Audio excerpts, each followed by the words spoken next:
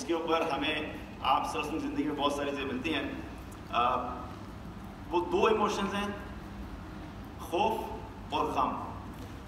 یہ ویسے تو دو الگ الگ ایموشنز ہیں, اور اللہ سبحانہ تعالیٰ نے قرآن میں ان دونوں کا ذکر الگ الگ جگہوں پہ بھی کیا. خوف کو الگ سے بھی ڈسکرائب ہوا اور غم کی الگ سے بھی بات ہوئی, لیکن بہت سی جگہوں پہ قرآن میں اللہ تعالیٰ نے اس کو ایک ساتھ اکٹھے بھی بہت بتایا.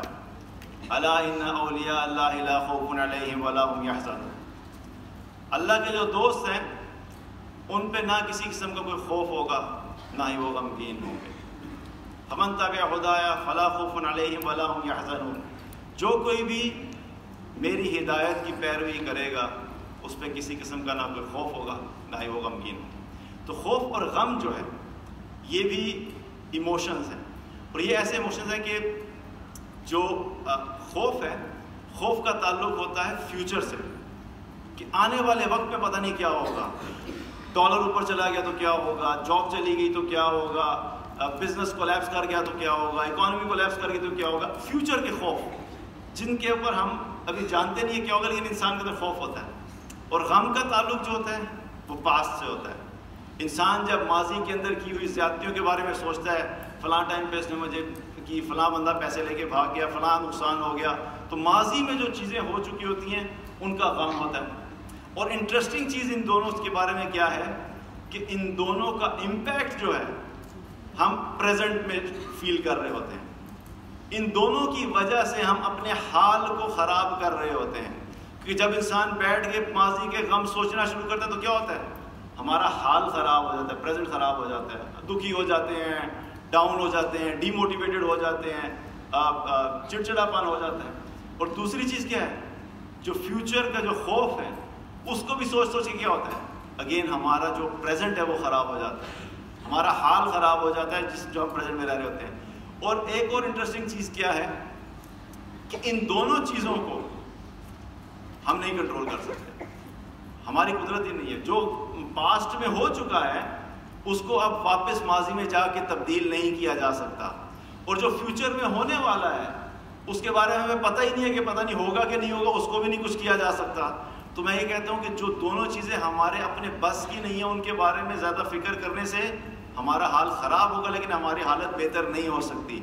ایک چیز ہینڈل کرنے کا کیا ہے طریقہ ہے کہ جو ماضی میں غم ہے ماضی کے, یا کسی نے زیادتی کی ہے, اس کو کیسے ختم کرتے ہیں, معاف کرو, مٹی پاؤ, آگے چلو. That's how we can handle it. بار بار سوچنے سے کچھ نہیں ہوگا. اور جو فیوچر ہے اس کا حل ہمارے پاس صرف ایک ہی ہے, وہ ہے اللہ پہ بھروسہ کریں, اللہ پہ توکل کریں. وَمَن يَتَوَكَّلْ عَلَى اللَّهِ فَهُوَ حَسْبُهُ. جو اللہ پہ بھروسہ کرتا ہے اللہ اس کے لیے کافی ہو جاتا ہے. تو فیوچر کے لیے اللہ پہ بھروسہ کریں, ٹھیک ہے, محنت کریں, پلاننگ کریں, سب چیزیں اپنی جگہ پہ, لیکن اس کے علاوہ ضرورت سے زیادہ سوچنے سے کیا ہوتا ہے کہ ہم جو ہے ایموشنلی ڈسٹرب ہو جاتے ہیں. اب یہ دونوں سچویشن جو ہیں آپ صلی اللہ علیہ وسلم کی زندگی میں بہت دفعہ آئیں, بہت دفعہ آپ کو یہ سچویشن ہینڈل کرنی پڑی کہ خوف اور غم کی کیفیت جو ہے. ہجرت ہو رہی ہے, آپ صلی اللہ علیہ وسلم کے ساتھ ابو بکر رضی اللہ عنہ چلتے چلتے غار ثور میں جا کے پناہ لی. دشمن تعاقب کرتے کرتے غار ثور کے بالکل سامنے آ کے کھڑا ہو گیا. غار کے بالکل منہ پہ جب کھڑا ہو گیا تو ابو بکر رضی اللہ عنہ نے کہا کہ یا رسول اللہ, یہ تو بالکل سامنے کھڑے ہیں, اگر انہوں نے صرف نیچے دیکھ لیا تو ان کی نظر ہم پہ پڑ جائے گی. تو کیا ہوا, ابو بکر رضی اللہ عنہ کے اندر تھوڑی غم اور خوف کی کیفیت پیدا ہوئی کہ دشمن نقصان نہ پہنچا دے. لیکن وہاں پر آپ صلی اللہ علیہ وسلم نے کیا کیا, اپنے ایموشنز کو کمپوز کیا اور فرمایا لا تحزن ان اللہ معنا. ابو بکر غم نہیں کرو, اللہ ہمارے ساتھ ہے, غم نہیں کرو, اللہ ہمارے ساتھ ہے. وہاں پر بھی آپ صلی اللہ علیہ وسلم نے ایموشنلی اپنے آپ کو کمپوز رکھا اور ابو بکر رضی اللہ عنہ کو بھی تسلی دلائی کہ نہیں فکر نہیں کرو, غم نہیں کرو, اللہ ہمارے ساتھ ہے. اسی طریقے سے غزوہ احد کا موقع ایسا غزوہ ہے جہاں پہ ہمیں آپ صلی اللہ علیہ وسلم ڈفرینٹ ایموشنل سٹیٹ سے گزرتے ہوئے نظر آتے ہیں. غزوہ شروع ہوا, مسلمانوں کو فتح ہوگی. اب جب فتح ہوتی ہے تو فتح کی صورت میں کیا ہوتا ہے, خوشی اور شکر کی کیفیت ہوتی ہے کہ الحمدللہ اللہ تعالیٰ نے فتح عطا فرمائی. اتنے میں کیا ہوتا ہے کہ جب مال غنیمت اکٹھا کیا جا رہا ہے تو دشمن جو ہے پیچھے سے گھوم کے آ جاتا ہے, دوبارہ حملہ ہو جاتا ہے. اس صورت میں کیا ہوتا ہے کہ تھوڑا پینک ہو جاتا ہے ایک دم سے, کیونکہ آپ پریپیئرڈ نہیں ہیں. دشمن نے حملہ کر دیا اور کیا ہوا کہ مسلمانوں کو نقصان ہونا شروع ہوتا ہے. بہت سارے صحابہ شہید ہو گئے. آپ صلی اللہ علیہ وسلم کے اپنے دندان مبارک شہید ہوئے. آپ نے خود پہنا ہوا تھا, ہیلمٹ پہنا ہوا تھا, اس کی جو کڑیاں تھیں آپ صلی اللہ علیہ وسلم کے جو ہے گال اس میں دھنس گئی اور وہاں سے بھی خون نکلا. اب اتنا نقصان ہوا کہ پھر جب غزوہ ختم ہوا تو آپ صلی اللہ علیہ وسلم شہداء کو دیکھنے کے لیے نکلے, اور جب حضرت حمزہ رضی اللہ عنہ کے پاس پہنچے ان کی حالت دیکھ کے آپ صلی اللہ علیہ وسلم رونا شروع ہوئے.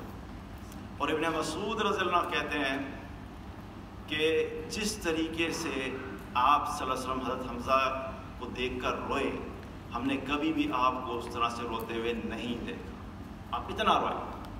اب کیا ہو رہا ہے؟ ایموشنز ہیں. اور اس سچویشن میں اگر آپ سوچیں کہ جب انسان کے ساتھ یہ ہوتا ہے کہ جب اتنا دکھ اور تکلیف اور نقصان ہوتا ہے تو انسان کے اندر کیا کیفیت ہوتی ہے؟ غم اور غصے کی کیفیت ہوتی ہے. وہ ایموشنز اندر جو ہوتے ہیں انسان کے اوپر, انسان کا دل چاہتا ہے کہ میں انتقام لوں اور مجھے کسی طریقے سے دوبارہ موقع ملے تو میں دشمن کو مزہ چکھا دوں. لیکن کیا ہے, چونکہ رحمت للعالمین ہے, جب ایموشنز سیٹل ہوتے ہیں تو اچانک خیال آتا ہے کہ ان لوگوں نے کیا کیا. اللہ کے سامنے ہاتھ اٹھا لیتے ہیں, رب اغفر لقوم فانہم لا یعلمون. اے میرے رب میری اس قوم کو معاف کر دے, یہ لوگ جانتے ہی نہیں ہیں, انہیں پتہ ہی نہیں ہے کہ یہ کیا کر رہے ہیں. اتنا نقصان ہوا, آپ کے قریبی صحابہ شہید ہوئے, مسلمانوں کا بہت نقصان ہوا, لیکن اس کے باوجود آپ کے رحمت کا جذبہ پھر غالب آ جاتا ہے.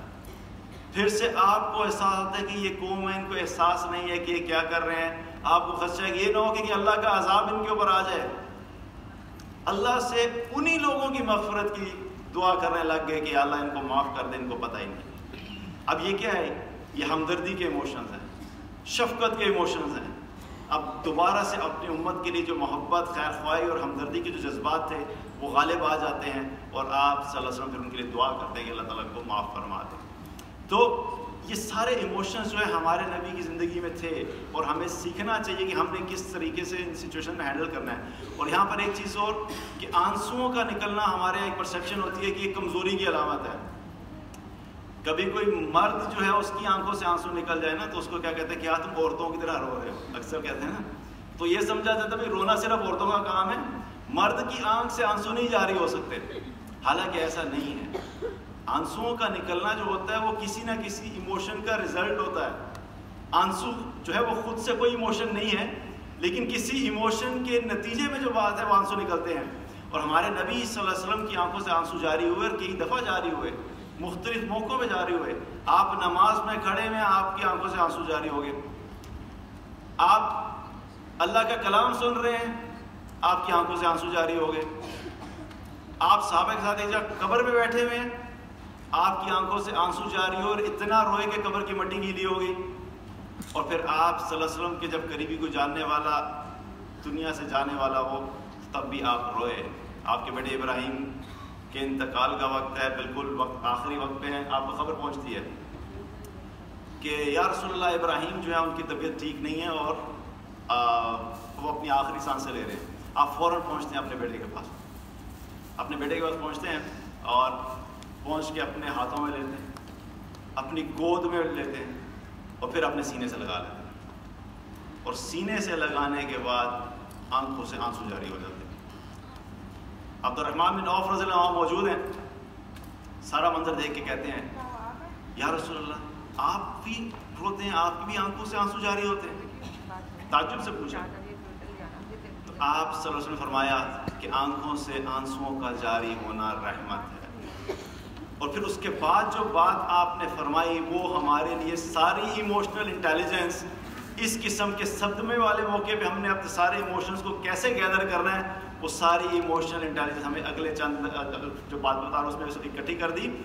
آپ نے فرمایا آنکھ آنسو بہاتی ہے, دل غم زدہ ہے, لیکن ہم زبان سے وہی نکالیں گے جس سے ہمارا اللہ راضی ہوتا ہے.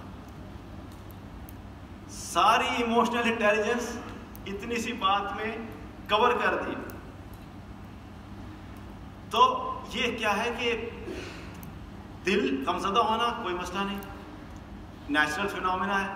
آنکھ سے آنسو جاری ہو رہا ہے، کوئی مسئلہ نہیں، نیچرل چیز ہے. لیکن اللہ نے ہمیں کنٹرول دیا ہے کہ اپنی زبان سے ایسے الفاظ مت نکالنا جس سے اللہ ناراض ہو. اور یہ ہوتا ہے کہ اکثر کیا ہوتا ہے کہ جب کہیں پہ میت کے اوپر وہ بیٹھے ہوتے ہیں تو کیا ہوتا ہے، ایسے روتے ہیں، ایسے واویلا مچاتے ہیں، ایسے الفاظ کہتے ہیں جو کہ انسان کو کفر تک لے جاتے ہیں. تو رونے میں کوئی مسئلہ نہیں ہے، جذبات کو کنٹرول کرنا یہ ہمارا دین سکھاتا ہے، اور یہ ہمیں پریکٹیکلی آپ صلی اللہ علیہ وسلم کی زندگی سے پتہ لگتا ہے. اسی طریقے سے تیسرا